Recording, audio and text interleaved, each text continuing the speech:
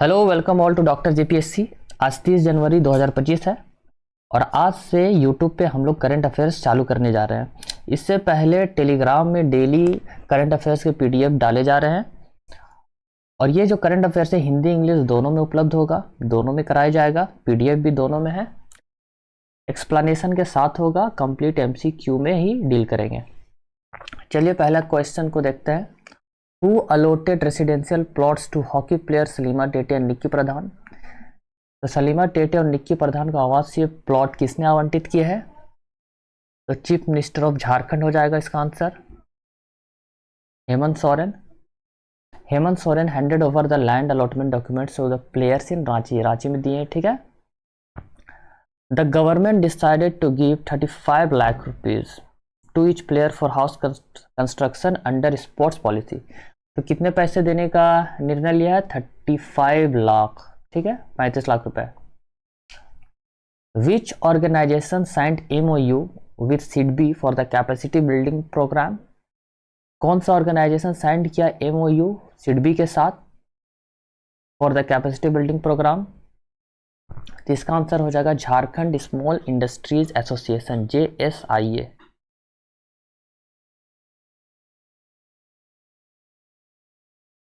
The MOU was signed between SIDBI और JSIA के तहत MOU साइंड हुआ है under the promo scheme to support MSME को बढ़ावा देने के लिए। What is the main objectives of SIDBI's MOU with JSIA?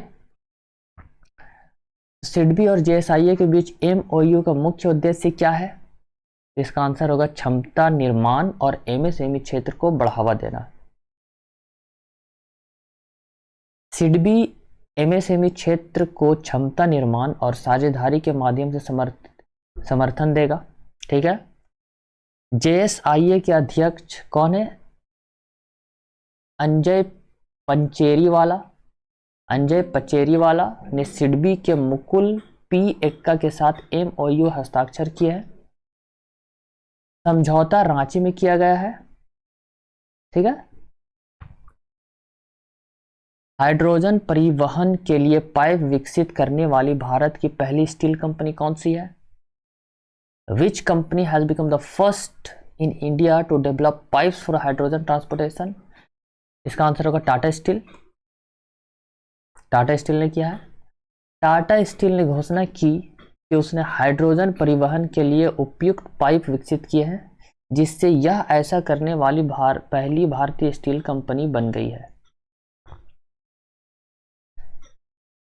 Hydrogen अनुकूल स्टील की मांग कब शुरू होने की उम्मीद है? When is the demand for hydrogen compatible steel expected to begin? इसका आंसर हो जाएगा 2026 से 27। Tata steel becomes the first Indian company to develop hydrogen transportation pipes। पहली कंपनी बन गई है। Demand for hydrogen compatible steel is expected to begin 2026 से 27 तक एक्सपेक्टेड है। Pipes processed at Tata steel's Khopoli plant meet all key hydrogen transport requirements. तो Khopoli plant जो है टाटा स्टील की, वो सारे रिक्वायरमेंट पूरी करती है। In 2024, Tata Steel became the first Indian company to produce hot rolled steel for the gaseous hydrogen plant। 2024 में टाटा स्टील गैस या हाइड्रोजन परिवहन के लिए हॉट रोल्ड स्टील बनाने वाली पहली भारतीय कंपनी बनी है, ठीक है। तो 2026 से 27 एक्सपेक्टेड है। झारखंड को मेडिको एग्रीकल्चर हब किस परियोजना के तहत बनाया जा रहा है? मेडिको एग्रीकल्चर हब, इसका आंसर हो जाएगा झारखंड उद्यम शक्ति परियोजना।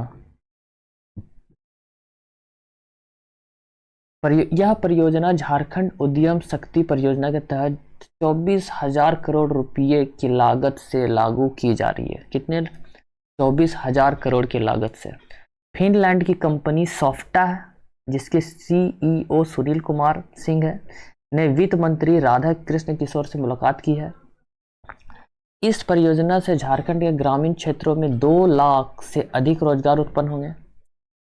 परियोजना के तहत 500 उत्पादन केंद्र स्थापित होंगे जहां कार्बन फ्री खेती और एआई तकनीक का उपयोग होगा। ठीक है।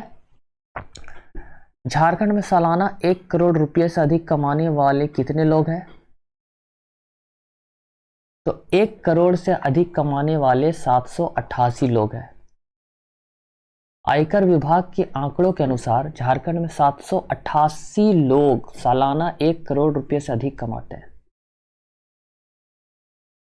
झारखंड 1 करोड़ से अधिक कमाने वाले व्यक्तियों की सूची में कौन से स्थान पर है? 1 करोड़ से अधिक कमाने वाले।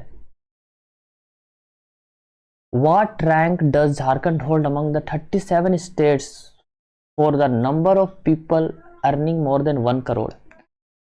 तो इसका आंसर हो जाएगा 18वां। झारखंड 37 राज्यों में 1 करोड़ से अधिक कमाने वाले व्यक्तियों की सूची में 18वें स्थान पर है। ठीक है। झारखंड की अनुमानित जनसंख्या 2024 में कितनी है? इसका आंसर हो जाएगा 3.90 करोड़, 3.90 करोड़। आयकर विभाग के आंकड़ों के अनुसार झारखंड की अनुमानित जनसंख्या 2024 में 3.9 करोड़ है।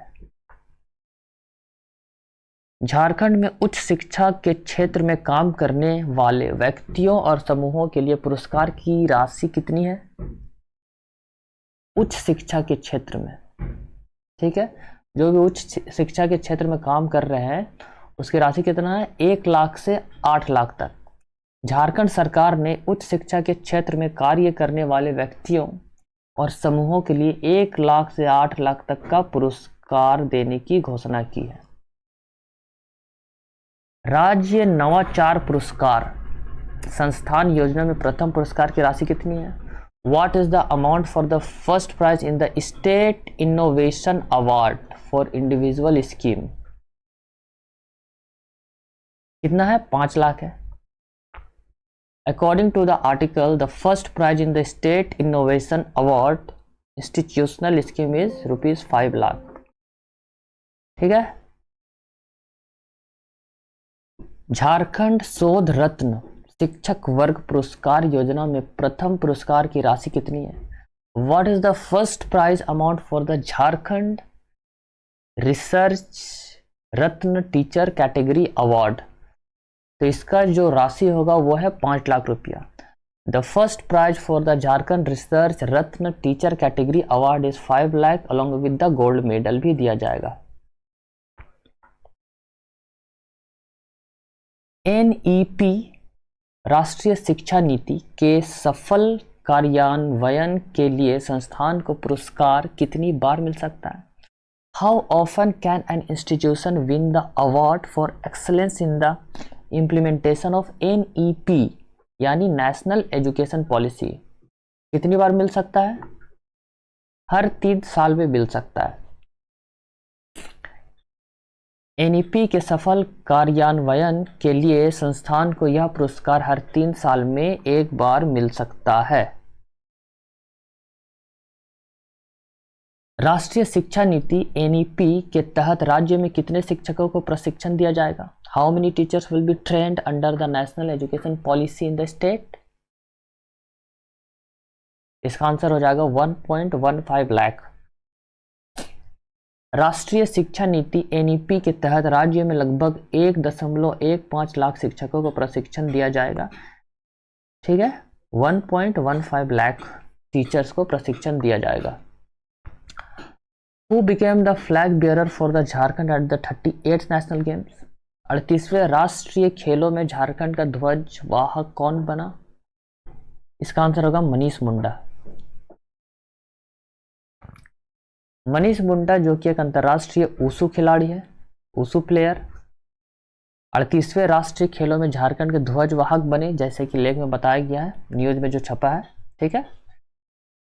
38वें राष्ट्रीय खेल कहाँ आयोजित हुआ है? इसका आंसर होगा उत्तराखंड में। 38th नेशनल गेम्स उत्तराखंड में आयोजित हुआ है।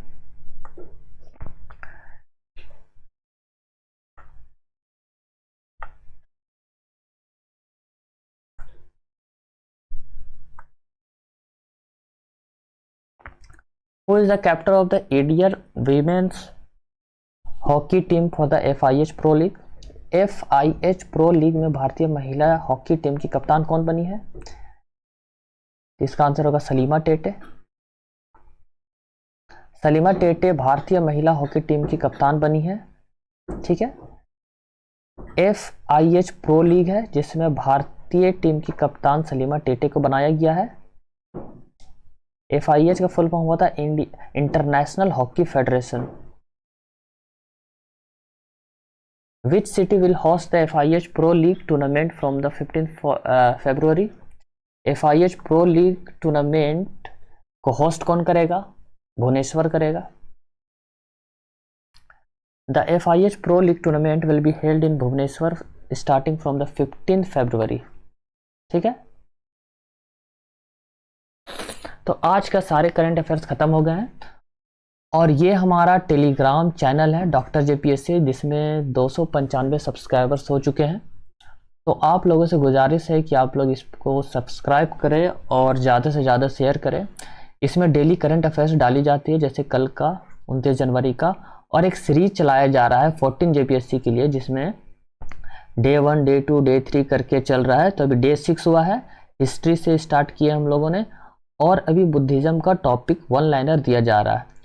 इसका नाम हम लोगों ने रखा है रट्टा मारो। 1 लाइनर है तो रट्टा मारो। ठीक है, ये हमारा YouTube चैनल है जिसमें 14 सब्सक्राइबर्स है और इसमें ज्योग्राफी का कुछ चैप्टर, कुछ क्लासेस ली गई है और इसको कंटिन्यू हम लोग करने वाले हैं। तो इसमें पूरा UPSC और JPSC लेवल का हम लोग कंटेंट डाल रहे हैं विथ मेंस के साथ, और बिल्कुल ये भी फ्री है। हम लोगों ने निर्णय लिया है कि फ्री पढ़ाया जाएगा। तो ऐसा कुछ नहीं है कि जैसे कि आप लोगों को कहीं पर भी पैसा देने की ज़रूरत पड़े। आप लोगों का जो पढ़ाई है वो आसान करने की कोशिश की जा रही है। करंट अफेयर्स उपलब्ध कराए जाएंगे डेली, वो तो गारंटी है, प्लस ज्योग्राफी, हिस्ट्री, पॉलिटी सारे का सारे free classes with complete notes, printable notes, Hindi English दोनों में, ताकि झारखंड के बच्चों को कहीं से कोई तकलीफ ना हो। और ये बिल्कुल फ्री होगा, free of cost. Content quality rich quality होगा, कहीं से कोई कॉम्प्रोमाइज़ नहीं किया जाएगा कंटेंट में, बिल्कुल हाई लेवल क्वालिटी। ठीक है, तो आज का सेशन यहीं पे रखते हैं। आप लोग YouTube चैनल में जाइए डॉक्टर JPSC और इसको सब्सक्राइब करें। ठीक है, वीडियोस को लाइक करें। चलिए, थैंक यू वेरी मच।